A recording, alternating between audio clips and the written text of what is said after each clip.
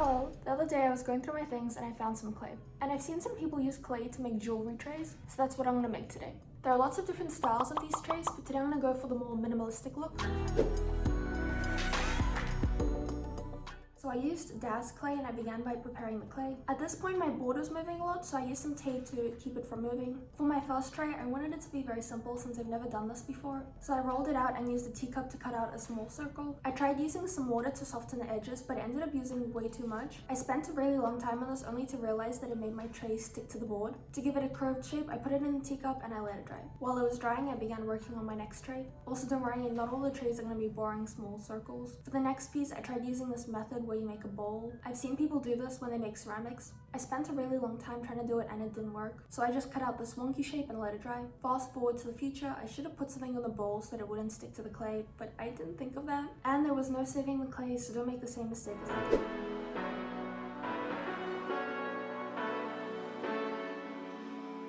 Next day, I chose to make two different wonky shapes. One of them was a basic wonky thing, but I put it on a high angle on the bowl to make it tilt more, if that makes sense. For the other one, I don't even know what I really did. I just tried to make something look different. I used my blade to carve out those details, and I put it in between two pens to give it some shape. The following day, I went for a walk to get some plants to imprint the clay. The first tray of the day was a basic imprint.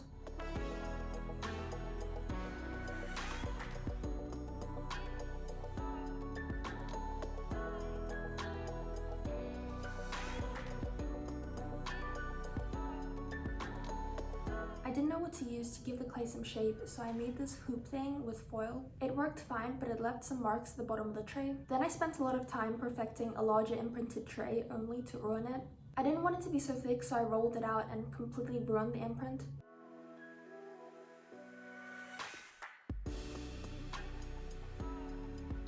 Anyways, I fixed it and put it in a bowl that was covered with foil.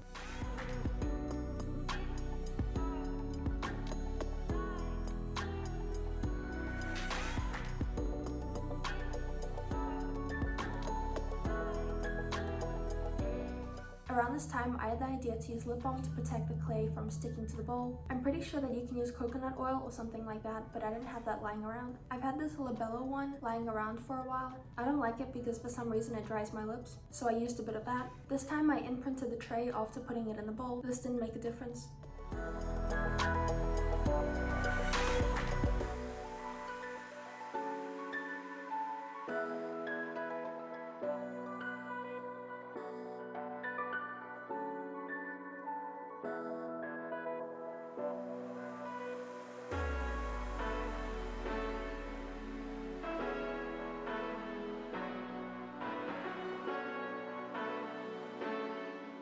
Lastly, I decided to make a curvy tray. I'm really glad I did because I think it ended up being my favorite. Although it took such a long time because first of all I kept messing up the curvy part, and then it was really difficult to connect the edge to the main piece.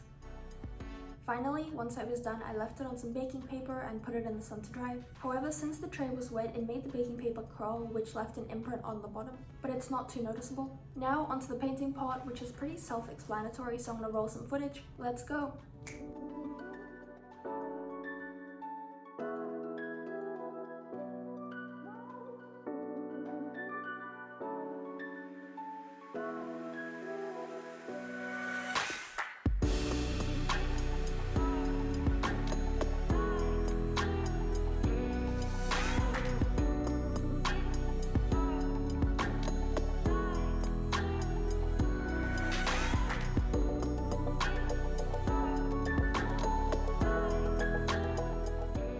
Once the paint dried, I gave them all a coat of PVA glue. Since this is my first time making clay jewelry trays, they don't all look the best, but I might make a part 2 where I make the more trendier ones, if enough people ask for it.